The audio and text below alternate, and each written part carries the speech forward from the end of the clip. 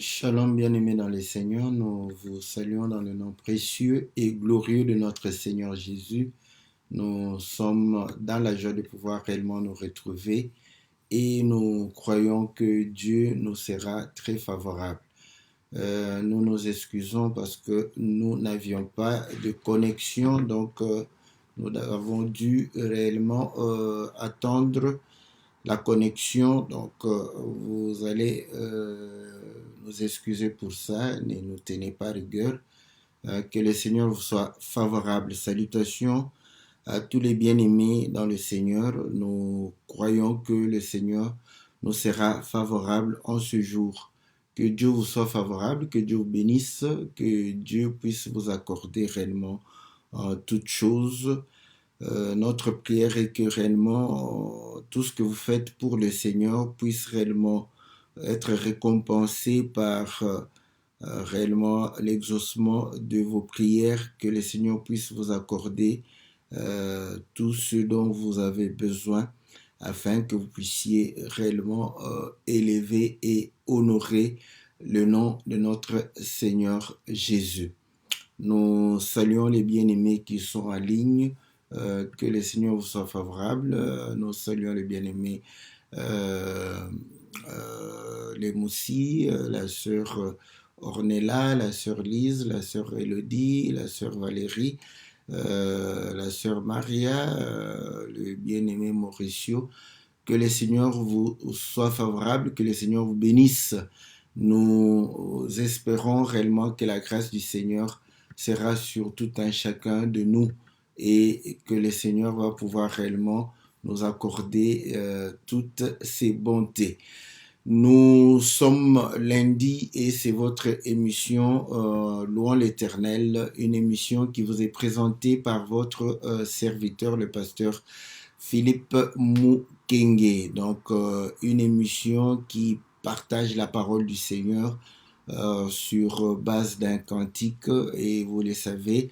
Donc, c'est pour nous permettre de pouvoir bien adorer Dieu, de pouvoir réellement comprendre ce que nous sommes en train de pouvoir chanter, de comprendre ce que nous sommes en train de pouvoir réellement dire pour pouvoir célébrer le nom de notre Seigneur Jésus. Car nous croyons que lorsque nous ne le faisons pas conformément à la parole du Seigneur, tout ceci sera réellement une adoration qui ne sera pas en vérité et en esprit, car le Seigneur cherche les vrais adorateurs, ceux qui adoreront en esprit et en vérité. Donc, c'est le but de cette émission, de pouvoir réellement permettre à ce que nous puissions comprendre la profondeur des cantiques, la profondeur de la parole du Seigneur et nous permettre de pouvoir réellement saisir ce qui est réellement la volonté et la pensée de Dieu afin de pouvoir réellement prier Dieu selon sa propre volonté. Nous allons pouvoir réellement, sans plus tarder, suivre le cantique. Nous avons intitulé La pierre de refuge.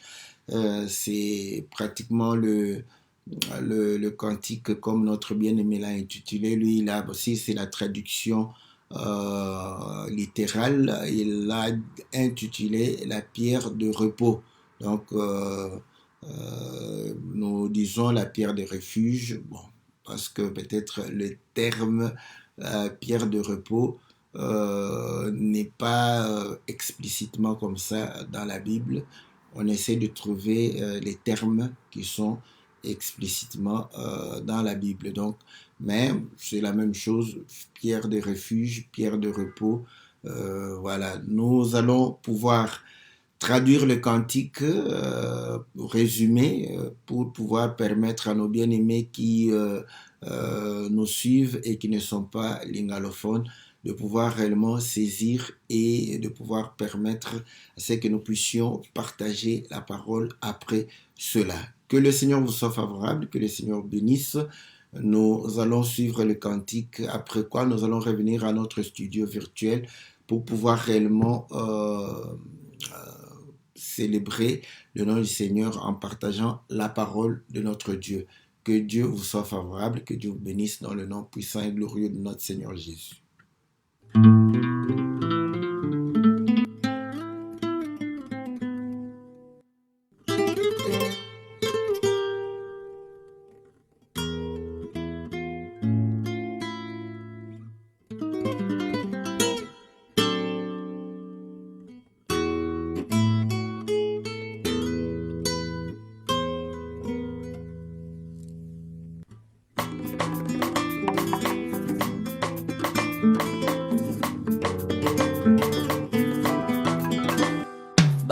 tonganga na kozala koseya makolo mayo belema libanga bopemi na ngai aloma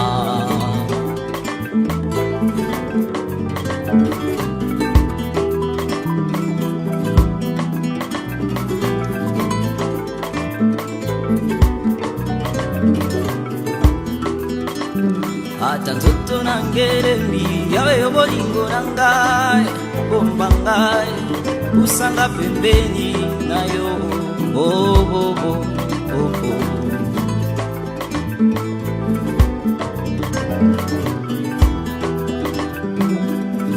yo libanga na ngai Nzambe ya bomoi na ngai uta nazalaki moke nayebi kombo mosusu te yoka kolela nanga sunganga mokuna yo zalisanga mpona bika yawe ngai moko nakokoka te nayembelio nakumisio nasanjolio okekinanga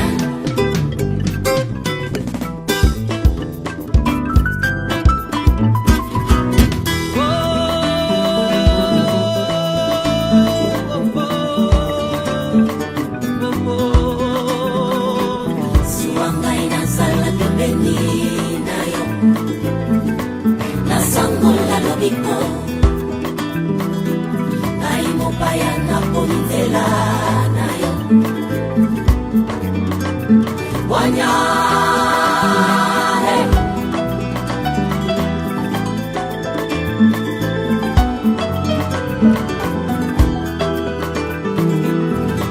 nakobila yokolo yonde makasi na ngai nakotalela seyo yonde Nzambe ya bomwana yozali libanga bopemi na ngai kuya motema na ngai ndako na ya kobonzela na likolo Nzambe ya bomoi na ngai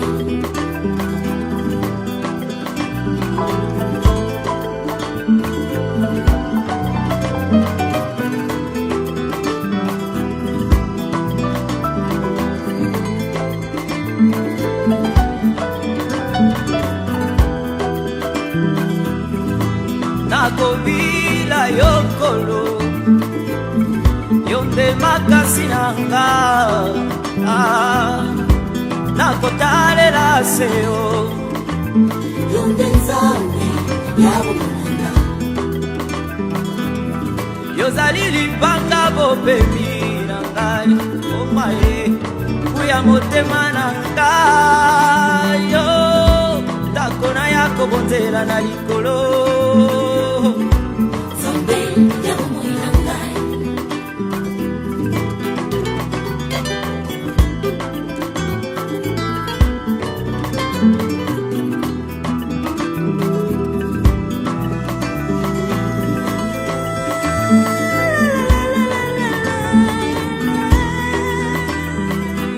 suangai nazala pembeni nayo nasangola lobiko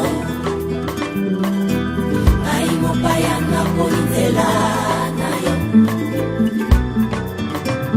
wanya suangai nazala pembeni nasangola lobiko yawe nayo wanya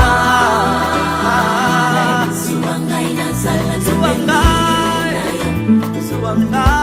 nasangola lobiko ngai mopaya naponzela nayo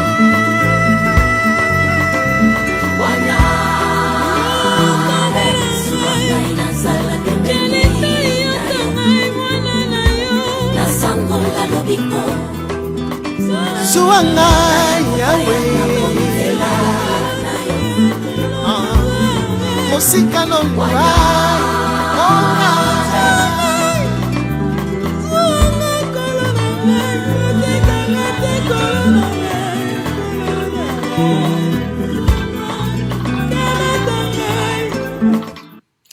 Voilà, bien-aimés dans les Seigneurs, nous sommes revenus dans notre studio virtuel. Nous saluons le docteur Maurice Van Foy qui nous a bénis richement hier. Que le Seigneur vous soit très très favorable. Salutations à notre sœur Nathalie, au bien-aimé Zico, au bien-aimé Gabin. Nous saluons la sœur Déodate, le bien-aimé Olivier, la sœur Cathy, la sœur Sylvie, la sœur Bia. Que le Seigneur vous soit très très favorable. Salutations au bien-aimé Jean-Marie, Jean-Didier. Que le Seigneur vous bénisse. Nous n'oublions pas le docteur Vicky et nous croyons que le Seigneur nous sera très très favorable. Donc le bien-aimé chante en résumé que les gens se moquent de moi, je serai toujours à tes pieds, toi qui es la pierre de repos, pierre de refuge, même si ma chair est dans la faiblesse, j'aimerais être auprès de toi, donc garde-moi afin que je puisse réellement vivre. Toi qui es ma pierre, le Dieu de ma vie, je ne connais pas d'autre Dieu. Écoute ma prière, que je vive, car sans toi, je ne peux vivre. Je loue mon Créateur, je prie que je sois à ses côtés et que je témoigne la vie, pèlerin que je suis. J'ai choisi ton chemin, la sagesse, ma pierre de repos, ma force, ma puissance, la maison que je consacre à Dieu. Je te suivrai, ne me laisse pas que je reste à tes pieds ou là où il y a le salut. Voilà en résumé le cantique, n'est-ce pas, de notre bien-aimé Alain Lemba que nous saluons. Que le Seigneur le bénisse davantage. Donc, salutations à tous les chantres. Donc, nous saluons tous ceux qui se donnent pour pouvoir réellement nous édifier au travers les cantiques. Donc, nous voyons qu'il est en train de pouvoir chanter pour dire que voilà, c'est Dieu qui est sa force, c'est Dieu qui est sa puissance, et c'est lui la pierre des refuges, la pierre d'asile. Donc, vous allez comprendre que effectivement, l'Éternel est notre rocher, le rocher d'asile, notre forteresse, notre refuge. Donc, voilà, et nous croyons que le Seigneur est réellement celui qui nous garde, qui nous protège. Mais cependant, voilà, nous devons savoir de quelle manière le Seigneur est en train de pouvoir nous protéger, comment il est en train de pouvoir nous garder, comment il est le rocher. Et comme vous allez comprendre que parfois nous représentons des choses, c'est bien, c'est pour pouvoir avoir l'appréhension ou la compréhension des choses, mais cependant, il faudrait avoir la pensée de Dieu. Et c'est cela qui va nous permettre réellement d'être dans le refuge, d'être réellement dans le repos. Et lorsque nous regardons la Bible, vous allez comprendre que il y a eu à un certain moment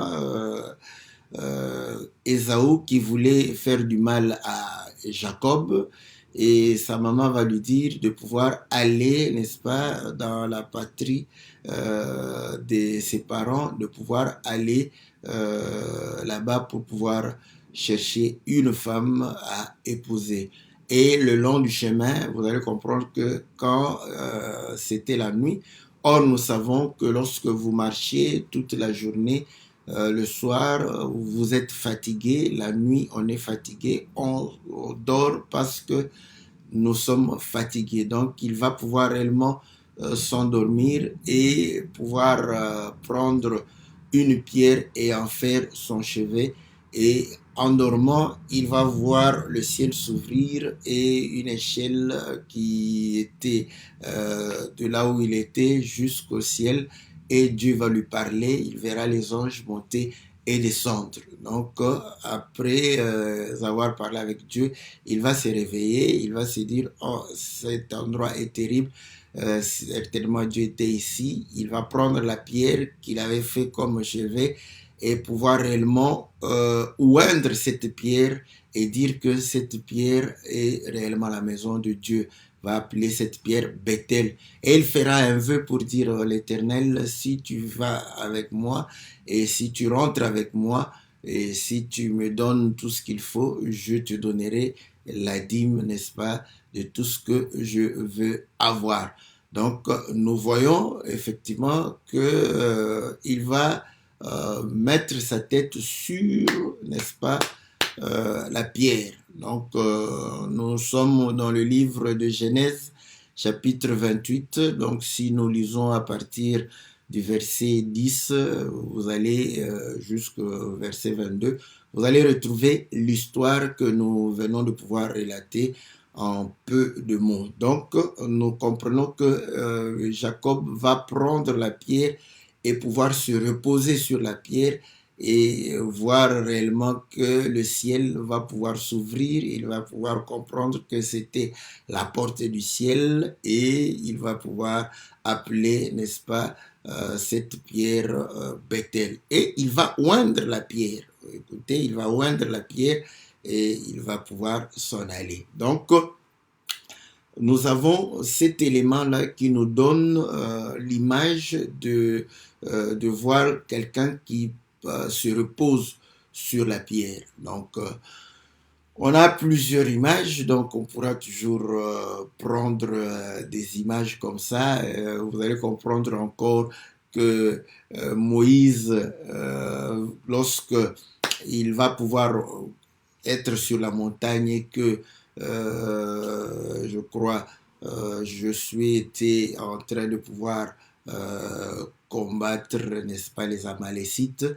Donc, quand il va se fatiguer, il va s'asseoir sur une pierre. Donc, vous comprenez que lorsqu'on est fatigué, on s'appuie sur la pierre. Donc, le Seigneur est la pierre sur laquelle nous nous appuyons. Mais on s'appuie lorsqu'on se sent fatigué, lorsqu'on a besoin de repos. Voilà, on a l'image de Jacob. Nous avons aussi l'image de Moïse, n'est-ce pas, qui va pouvoir réellement s'asseoir sur la pierre pour pouvoir réellement permettre à ce que ses mains puissent rester levées, parce que quand ses mains baissaient, Israël était en défaite. Lorsque ses mains étaient élevées, Israël remportait la bataille. Et finalement, Our et Aaron vont pouvoir réellement le soutenir pour pouvoir tenir ses mains, n'est-ce pas, élevées. Donc, nous avons déjà expliqué cela pour montrer le sacerdoce royal. Donc, le Seigneur, mais notre problème est la pierre où Moïse s'assoit, c'est parce qu'il est fatigué, il a besoin de pouvoir s'appuyer sur la pierre. Donc, nous comprenons que maintenant, cette image-là, vraiment ne donne pas tous les éléments. Ça donne l'élément du repos, de pouvoir s'appuyer sur la pierre. Donc là, nous comprenons que c'est notre appui, donc c'est notre espérance. Quand vous vous appuyez sur quelqu'un, vous espérez, vous comptez sur lui. Donc l'Éternel doit réellement être notre espérance. L'Éternel est celui sur qui nous nous appuyons. L'Éternel est celui sur qui réellement nous comptons et voilà, nous nous abandonnons à lui. Donc ça, c'est l'image que nous avons et vous allez comprendre que cette pierre, par rapport à Jacob, Jacob dit que c'est une maison. Mais vous voyez, une maison, nous sommes dans une maison, donc nous entrons dans une maison. Mais là, c'était quand même assez difficile de voir cette image où Jacob est dans la maison. Mais il s'est appuyé sur la pierre, mais il appelle la pierre Bethel, la maison de Dieu. donc pour dire que c'est une maison. Donc ça, nous avons cette image. Or, vous allez comprendre que quand Jacob va aller, vous connaissez l'histoire, il va pouvoir se marier, avoir même 2 femmes et 2 concubines, avoir ses enfants, et il va sortir de la maison de là-bas, et il va revenir là où Dieu lui a parlé, là où il avait oint la pierre. Mais cette fois-là, quand vous lisez, vous allez voir que Jacob va prendre plusieurs pierres pouvoir réellement monter pour dire que c'est la maison de Bethel encore. Ça, c'est bien, j'aime ça. Donc, vous voyez, quand il est parti, la pierre était une seule pierre. Et quand il va revenir, la pierre deviendra plusieurs pierres. Voilà, donc la maison, pour avoir. Donc, Bethel était une pierre. Et quand il va retourner, Bethel sera plusieurs pierres. Et il va encore oindre, n'est-ce pas, ces pierres-là. Donc, nous comprenons que tout ceci, ça parle de la maison de l'Éternel. Maintenant, l'image où nous entrons dans la maison, parce que la maison nous permet d'être protégés, d'être gardés, vous allez comprendre l'image qui nous permet de pouvoir entrer dans la maison, n'est-ce pas? C'est l'image qu'on peut prendre des damas, n'est-ce pas? Voilà, je prends ça pourquoi? Parce que il chante qu'il n'a pas de force, il n'a pas de capacité, sans Dieu, il ne peut rien. Donc, Dieu est sa puissance et sa force, Dieu est réellement sa forteresse. Donc, là, nous comprenons que lui-même témoigne qu'il est sans force. Et nous prenons cette image parce que c'est ce que la Bible dit, n'est-ce pas? Les damas, ce sont des animaux qui sont sans force et qui représentent un peuple sans force. Et le dama ne s'appuie que, n'est-ce pas, sur le rocher. Prenons l'écriture, n'est-ce pas, dans le livre de Proverbes, chapitre 30. Proverbes, chapitre 30. Je vais relire l'écriture comme je ne suis pas capable de pouvoir retenir. Voilà. Les damas, peuple sans puissance, placent leur demeure dans les rochers. Voilà. Donc, les damas, ce sont des animaux qui habitent dans le rocher. Qu'est-ce qui se passe? Dès qu'il y a danger, ils entrent dans le rocher. Voilà. Donc, à ce moment, le rocher, n'est-ce pas, c'est une maison, une demeure. Donc, vous y entrez. Donc, c'est le rocher qui vous garde, c'est le rocher qui vous protège. Voilà. Maintenant, vous allez comprendre aussi que, n'est-ce pas, dans les psaumes, David va très souvent, bon, moi j'attribue tous les psaumes à David.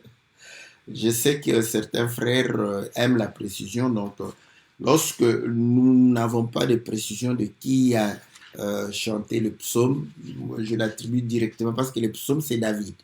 Donc les autres ont chanté, donc c'est comme si ils sont venus ajouter, n'est-ce pas, quelques éléments, n'est-ce pas, dans ce que David était en train de pouvoir faire.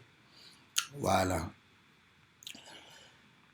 Voilà, il dit ceci, je prends psaume 71 ou 71, l'Éternel en toi je me réfugie, que jamais je ne sois dans la honte, dans ta justice délivre-moi et libère-moi, tends vers moi ton oreille et sauve-moi, sois pour moi un rocher qui me sert d'asile et tu m'as accordé d'y venir sans cesse pour que je sois sauvé, car tu es mon roc, mon rocher et ma forteresse. Donc, vous allez comprendre que David est en train de prier pour dire que voilà, l'Éternel est le rocher, n'est-ce pas, dans lequel il vient prendre refuge. Voilà. Et là, David vient, il entre dans le rocher. Voilà. Maintenant, là, vous allez comprendre. Je vais essayer de pouvoir actualiser pour que nous ayons l'image. Vous allez voir qu'en Afghanistan, n'est-ce pas, il y a eu plusieurs guerres, la guerre avec les Russes, avec les Afghans. Les Américains ont fait aussi des guerres là-bas. Donc maintenant, vous allez voir que ces Afghans, comment ils se sont protégés contre les Russes. Parce ils allaient dans les montagnes. Et ils se cachaient où? Ils se cachaient dans le rocher. Parce que là, vous allez comprendre que dans les montagnes, n'est-ce pas, les montagnes qui sont des pierres, il y a des cavernes, n'est-ce pas, et c'est là des cavités, et c'est là où ils entraient pour pouvoir se cacher. Donc, vous allez comprendre que dès que les avions russes ou américains, parce que les deux ont échoué en Afghanistan, et là, ce peuple, vous voyez, donc, bon, je ne fais que illustrer. Parce que ici, le conseil de mon bien-aimé Jean-Michel me revient, parce qu'il me conseille toujours pour dire que évite de prendre des exemples de la terre, parce qu'il peut y avoir un contre-exemple qui va pouvoir. Donc, nous prenons cela pour illustrer, pour que vous ayez, parce que quand nous lisons comme ça, vous voyez quand on dit l'Éternel est mon rocher, c'est là où je viens prendre asile. Donc, parfois, nous avons vu Jacob, vous allez vous demander, bon, le rocher, vous vous représentez une pierre comme ça, mais comment je vais entrer dans la pierre? Vous voyez? Donc là, votre imagination est stoppée. Bon, pour que vous compreniez un peu ce qui s'est passé réellement, c'est-à-dire qu'ils allaient dans les montagnes, n'est-ce pas? Et ils entraient dans des cavités qui sont dans les montagnes. Et or, la montagne, c'est une montagne de pierres. Donc, ils vont se cacher là-dedans. Et là, j'actualise pour que vous puissiez comprendre que vraiment la montagne, le rocher était un refuge. Je prends les Afghans. Voilà. Donc, juste pour illustrer.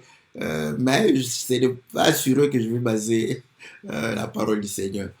Donc, vous allez comprendre que quand les avions passaient, donc ils y entraient, ils n'étaient pas vus, vous voyez, ils n'étaient pas repérés, et quand même les Russes ou les Américains lançaient leurs missiles, vous allez comprendre que l'épaisseur, n'est-ce pas, de rochers protégeait ces gens contre les missiles des Américains, contre les missiles des Russes. Et c'est là où même les Américains ou les Russes vont faire des bunkers, voilà. C'est là où l'idée de bunker est venue. Donc, ils vont pouvoir faire des constructions souterraines et mettre des couches de béton, ouais, de la pierre, voilà, pour que ça protège si jamais il y a des armes qui sont lancées contre. Donc, vous voyez. Donc l'homme a compris que non, il fallait entrer dans le rocher, n'est-ce pas? Voilà pourquoi il se crée des bunkers, donc il reproduit ce que la nature, Dieu a fait dans la nature, Dieu a fait des montagnes, et dans les montagnes, il a fait des cavités où les hommes pouvaient aller, entrer et se cacher. Voilà. Donc là, quand nous rentrons vers les Damas c'est un peuple sans force. Comme je dis, les Américains, c'était une grande puissance, les Russes, une très grande puissance. Les Afghans, on pouvait dire que c'était des gens moins outillés, n'est-ce pas, en armement, tout ça. Mais ce sont ces montagnes-là qui les ont protégés. Et c'est grâce à ces montagnes-là qu'ils ont fait échec, n'est-ce pas, aux Américains et aux Russes. Voilà. Bon, nous avons pris l'histoire des Afghans, tout ça. Nous mettons à côté. OK? Nous revenons dans les Écritures. Vous allez comprendre que là, la Bible démontre que quand on parle l'Éternel est mon rocher, n'est-ce pas? Donc, on comprend qu'il est une maison, n'est-ce pas, de pierre dans laquelle nous entrons et nous protégeons là-dedans. Et là, vous allez comprendre aussi, quand vous allez, n'est-ce pas, au temple, le temple n'est pas fabriqué avec des briques, voilà, mais le temple est construit avec des pierres, voilà. Si vous lisez comment Salomon a taillé les pierres dans la carrière, on a mené, n'est-ce pas, parce que la maison de Dieu est construite des pierres, pas des briques. Voilà pourquoi lorsque les hommes ont voulu construire une tour pour aller au ciel, or, Jacob nous dit que la pierre est la porte du ciel. Donc, pour aller au ciel, c'est la pierre, pas la brique. La brique, c'est la fabrication de l'homme. Vous voyez, ça, c'est la pensée de l'homme. Mais la pierre, c'est ce que Dieu a fait. Voilà pourquoi, là au moins, Dieu vous demande de tailler. Mais lorsqu'il s'agit de l'autel, il va dire, ne taillez même pas. Prenez tel que vous trouvez dans la nature et venez avec, parce que là, c'est le fondement. On ne corrige pas le fondement. On ne taille pas, on n'arrange pas le fondement. Donc, vous allez comprendre que Jacob va prendre la pierre et dire que c'est un monument. Il le met comme un monument. Or, un monument parle parce qu'un monument est en train de pouvoir réellement enseigner sur l'histoire, sur les événements qui se sont passés. Donc, nous comprenons que c'est une pierre qui a l'enseignement, n'est-ce pas? Une pierre qui parle, une pierre qui nous parle des choses qui se sont passées. Voilà. Donc, nous comprenons que le Seigneur démontre que ces choses se sont passées, c'est Dieu qui les a faites. Donc, mais par contre, quand vous faites des briques, vous allez parler de l'histoire des hommes. Mais quand c'est la pierre, c'est l'histoire de Dieu. Voilà pourquoi vous allez comprendre que Dieu n'habite pas dans des choses faites de main d'homme. Si vous construisez une maison en briques, Dieu ne va pas habiter là-bas parce que c'est fabriqué par l'homme. Mais parce que Salomon a construit une maison en pierre, Dieu est venu habiter. Parce que Dieu habite dans la pierre. Ouais. Donc, nous comprenons que nous avons, n'est-ce pas, l'illustration de comprendre comment l'homme peut se réfugier, n'est-ce pas, dans une pierre. Écoutez, même David, quand il était en train de fuir Saoul, ouais, il s'est retrouvé dans une caverne et Saoul est venu. Premièrement, la caverne est aussi obscure. Donc, il y a des endroits obscurs où tu peux te cacher. Donc, où la personne ne peut pas te voir. Donc, nous comprenons que Dieu protège de la manière où il te rend invisible. Introuvable, voilà. Introuvable, n'est-ce pas, par tes ennemis. Donc, tu te caches, tes ennemis ne te voient point. Donc, ensuite, lorsqu'il t'attaque, il se bute sur le roc. Voilà, sur le roc. Et à ce moment-là, tu es protégé. Donc, vous voyez, maintenant, lorsque vous y allez là-bas, vous allez comprendre. Je prends maintenant David. David, vous allez comprendre qu'il va entrer parce qu'il fuyait. Il savait que Saoul était plus fort, plus armé, n'est-ce pas? Il y avait beaucoup des hommes qui le suivaient. Donc lui, il avait peu d'hommes. Donc il ne pouvait que fuir. Ah, ça c'est bien. Sa force, et pourtant, ouais, sa force était de pouvoir fuir. Parce que s'il n'a plus la capacité de pouvoir fuir, il s'est fait attraper. Donc, il fuyait Saoul, et arrivé à un certain moment, Saoul viendra se reposer, n'est-ce pas, là où David était. Je vous dis que ah, ça c'est bien. Parfois l'évangile est vraiment dans les faits. Écoutez, c'est là où vous allez comprendre que quand David commence à chanter dans les psaumes que l'Éternel, tu es ma forteresse, tu es mon refuge, tu es l'endroit où je viens trouver asile, tout ça, il le dit par rapport à ce qu'il a vécu.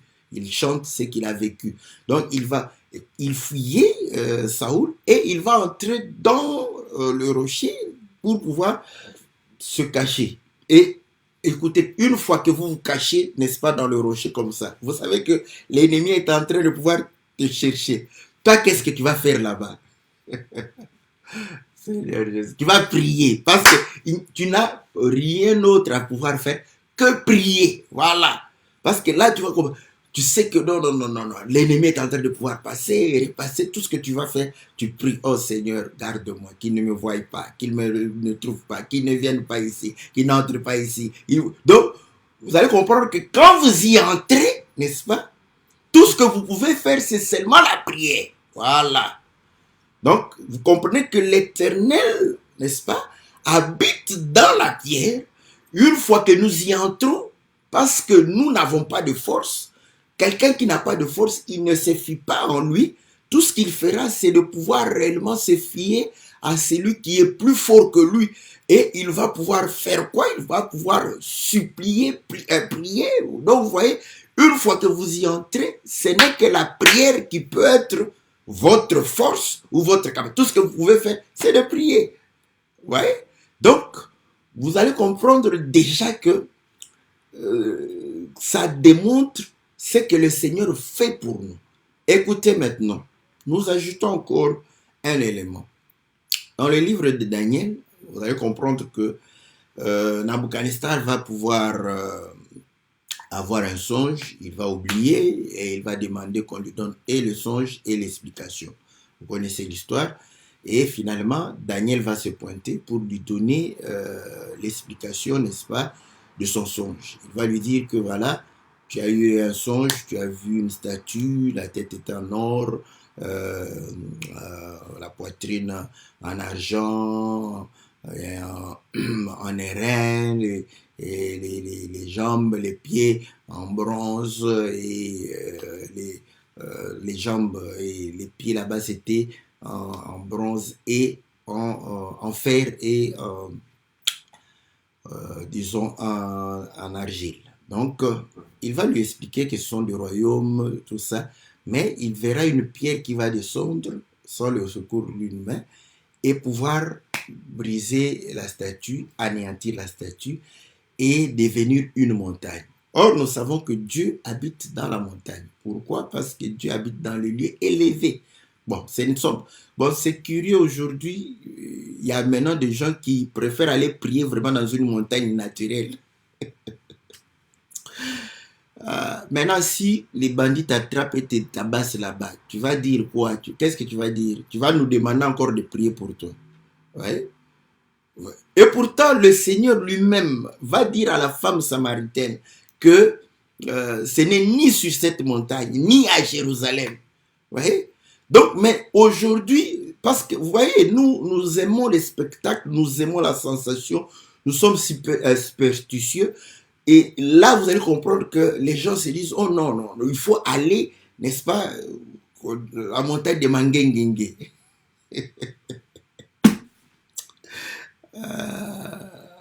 C'est terrible, c'est terrible. Écoutez, je vais vous donner un conseil, un petit conseil, n'est-ce pas? Le conseil, c'est quoi? C'est que je préfère, n'est-ce pas, que vous puissiez aller, parce que les prêtres ont fait quand même des endroits où vous pouvez vous recueillir, n'est-ce pas? Aller là-bas, dans des endroits, parce qu'ils accueillent tout le monde. Donc, il y a des endroits, à Kimwenza là-bas, chez nous au Congo, je parle parce que je ne sais pas dans d'autres pays, n'est-ce pas, où les gens vont aller, n'est-ce pas, sur une montagne pour pouvoir prier. Mais vous voyez, les gens croient que s'ils partent à cette montagne-là, ils seraient exaucés. Non, vous avez besoin de pouvoir vous retrouver seul. Donc, à ce moment, nous vous demandons de pouvoir... les prêtres ont fait des structures. Allez-y, vous payez votre argent, vous aurez une chambre, vous aurez même droit à des endroits bien calmes. Vous allez prier, même si la statue de Marie est là, même si vous avez la croix, tout ça, ce n'est rien. Vous avez besoin du calme. Voilà. Donc, au lieu d'aller dans la forêt là-bas et si vous faites tabasser, après vous allez dire quoi? Qu'est-ce que vous allez dire? Ouais. Donc, c'est juste pour dire que ce n'est pas une montagne physique où Dieu habite, non. Parce que la montagne, Dieu, n'est-ce pas, s'est manifesté sur les montagnes pour pouvoir démontrer qu'il est élevé. C'est celui qui habite les lieux élevés. Voilà. Voilà pourquoi la Bible dit que notre Père qui est aux cieux. Voilà. Les cieux, ce n'est pas au-dessus là. Comme un bien-aimé dit toujours, si c'était au-dessus là, les Américains allaient déjà cogner les pieds de Dieu. Vous voyez? Donc, vous allez comprendre que c'est juste pour que nous puissions comprendre que Dieu est élevé. Il habite les lieux élevés. Voilà pourquoi c'est illustré par la montagne. La montagne, c'est un lieu élevé. Donc, vous comprenez que Dieu est plus grand et plus élevé et le très haut. Voilà. C'est simplement ça. Donc, nous comprenons que Dieu habite dans la montagne. Quand vous lisez Exode chapitre 15, quand Moïse chante, il dit que la montagne est le sanctuaire de Dieu. Donc là où Dieu se manifeste, là où Dieu habite. Donc il habite le lieu très élevé.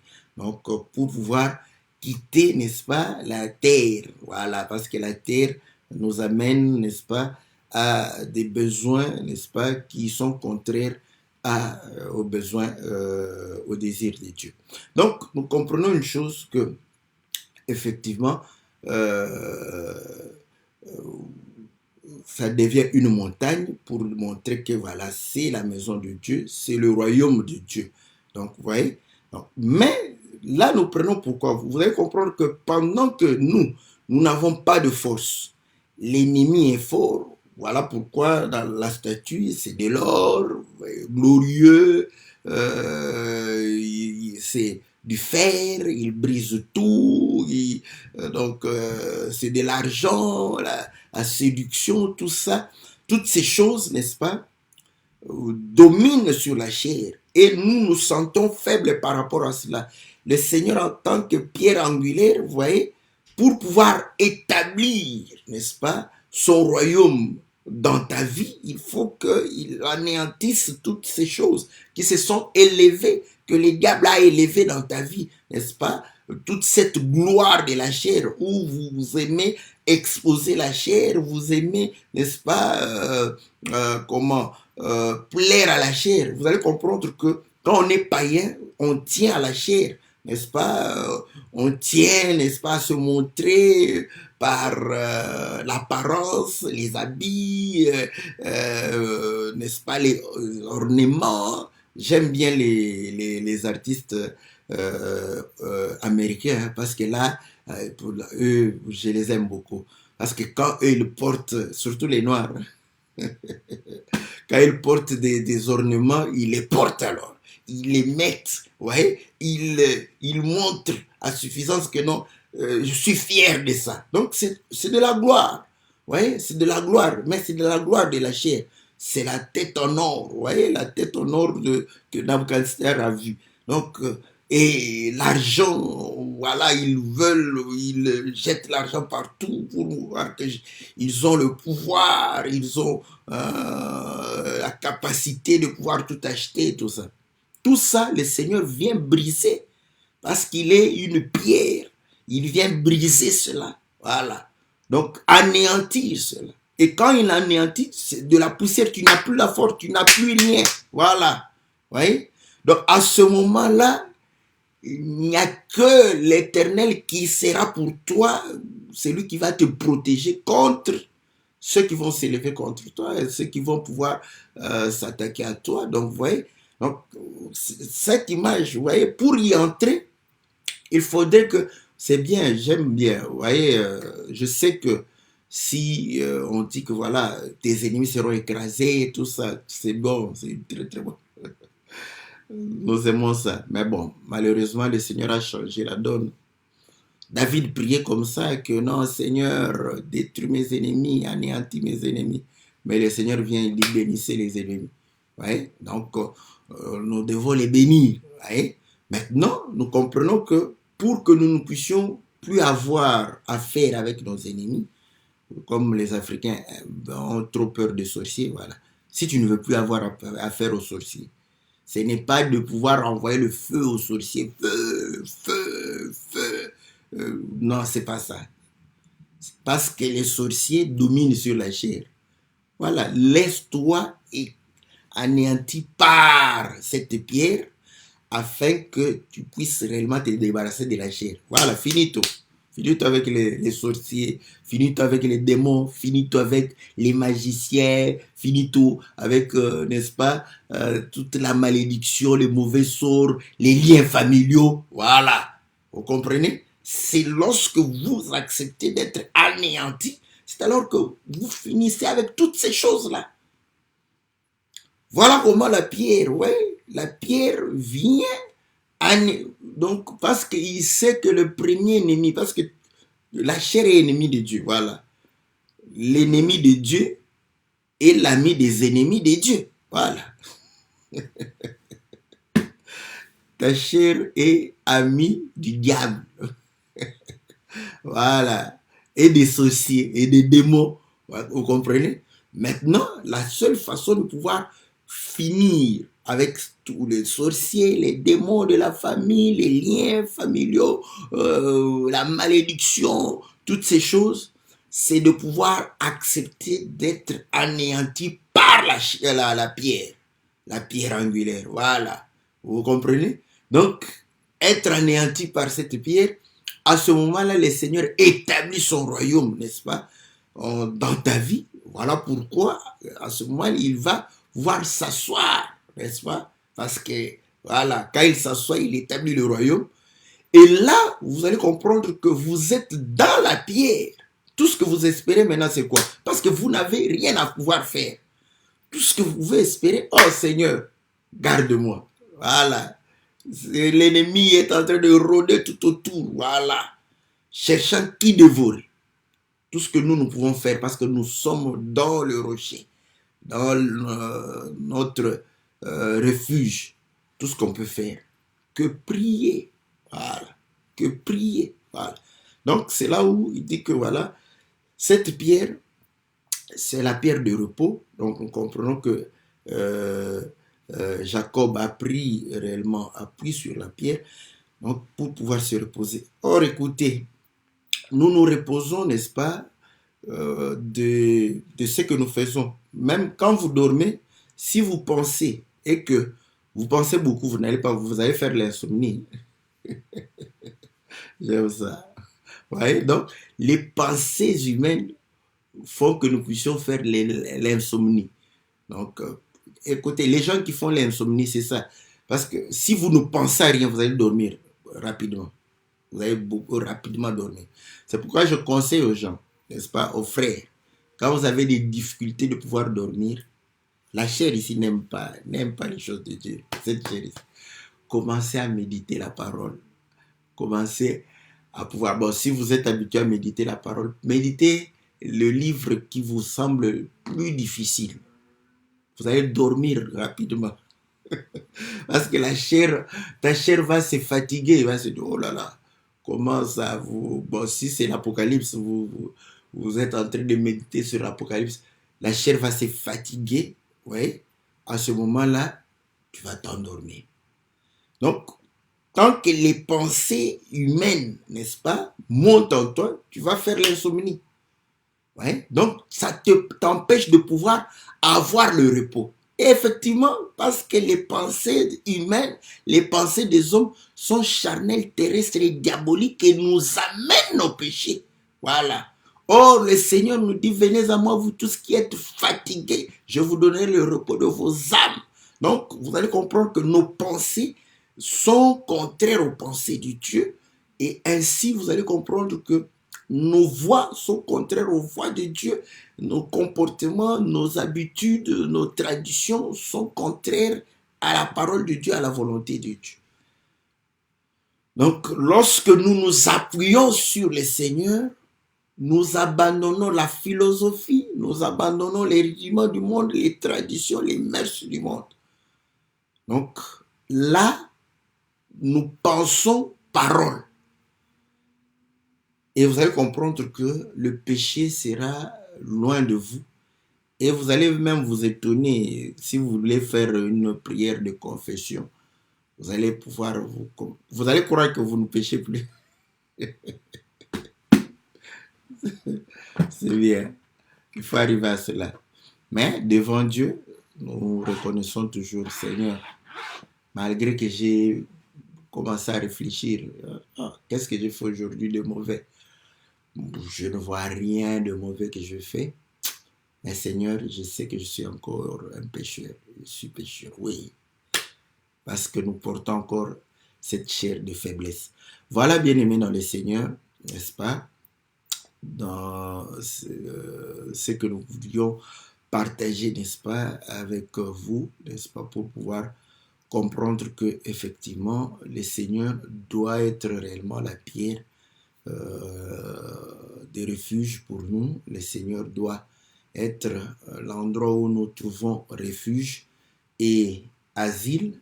Donc, vous comprenez qu'une fois dedans, nous ne pouvons que prier. Nous n'avons plus rien à faire si ce n'est que réellement être en charge, n'est-ce pas, de Dieu. Voilà. Dieu va pouvoir réellement nous nourrir, prendre soin de nous, nous garder. Donc, tout ce que nous faisons, c'est de pouvoir. Et ainsi, vous allez voir que, comme les dames, notre seule force, c'est de pouvoir fuir. C'est la fuite. Voilà pourquoi la Bible dit, fuyez l'impudicité. Donc, face à l'impudicité, vous n'avez pas de force, c'est la fuite. Parce qu'on est des dames. Tout ce qui est fuir et aller, n'est-ce pas, dans le rocher, qui est réellement le Seigneur. Et c'est là où vous allez comprendre que le Seigneur, c'est lui la pierre angulaire. Et vous allez comprendre que nous aussi, n'est-ce pas, nous sommes des pierres, nous nous édifions sur lui. Voilà pourquoi quand Jacob est allé, il était seul. Mais quand il est revenu, n'est-ce pas, il est revenu avec les enfants. Ils sont devenus plusieurs. Et le Seigneur dit que le grain de blé qui est tombé à terre, s'il ne meurt, il reste seul. S'il meurt, il va porter beaucoup de fruits. Donc, il devient plusieurs pierres, des pierres vivantes, n'est-ce pas, pour pouvoir réellement célébrer, louer Dieu. Donc, voilà ce que nous pouvons dire, n'est-ce pas? Et ainsi, vous allez comprendre qu'en dehors de la parole de Dieu, nous nous mettons en danger, nous nous exposons, n'est-ce pas, contre tout danger. Mais ce n'est que dans la parole où le Seigneur est réellement le rocher qui nous protège contre les attaques de l'ennemi, contre tout ce que l'ennemi est en train de pouvoir mijoter, tout ce que l'ennemi est en train de pouvoir préparer contre nous. Que le Seigneur vous soit très favorable, n'est-ce pas? Nous allons nous retrouver, n'est-ce pas, le mercredi pour pouvoir répondre, n'est-ce pas, aux questions des bien-aimés. Que Dieu vous bénisse, que Dieu vous soit favorable, dans le nom puissant et glorieux de notre Seigneur Jésus. Amen.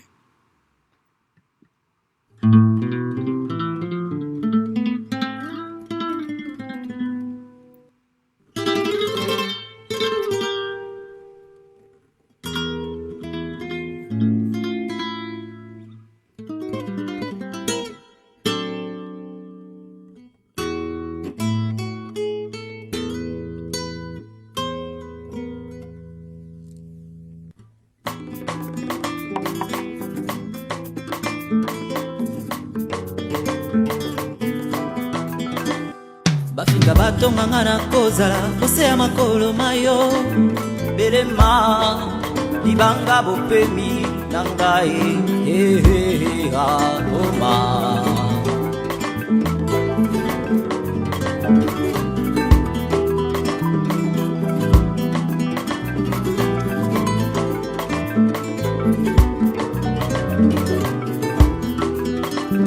ata nzoto na ngerembi yawe yo bolingo na ngai bomba ngai usanga pembeni na yo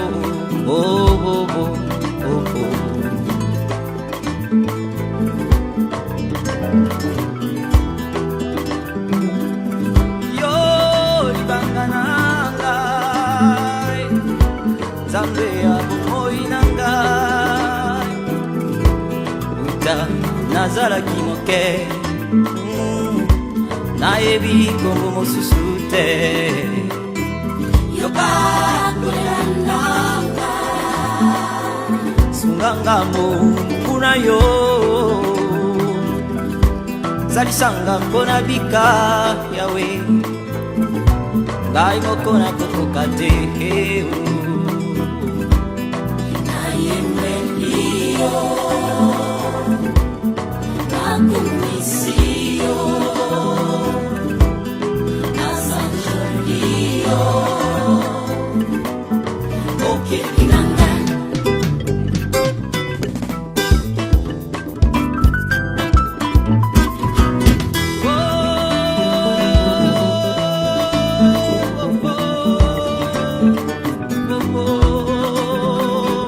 suangai nasala pembeni nayo nasangola lobiko ngai mopaya napolitela nayo wanya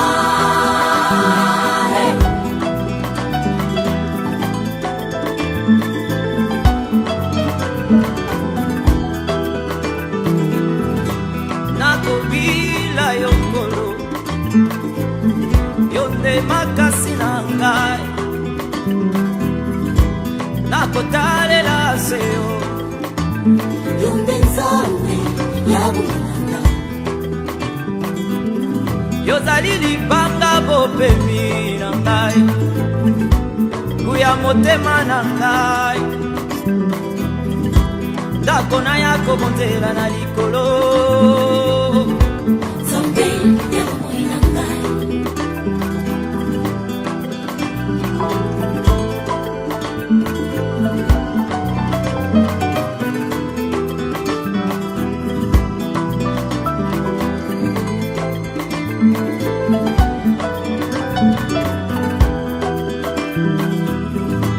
nakobila yokolo yonde makasi nanga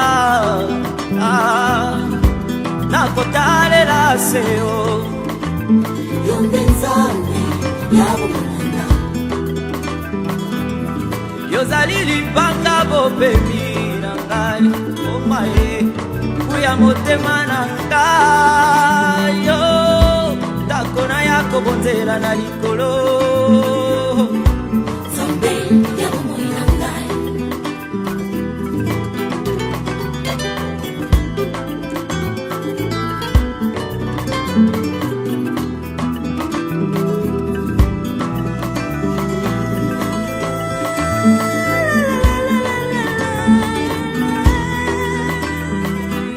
Suwa ngai nazala pembeni na yo nasangola lobiko ngai mopaya nakolitela na yo wanya suwa ngai nazala pembeni na yo nasangola lobiko yawe mopaya nakolitela na yo wanya suwa ngai nazala nasangola lobiko ngai mopaya nakolitela na yo wana suwa ngai nazala pembeni na yo nasangola lobiko Suwa ngai yawe nakolitela na yo mosika no ngai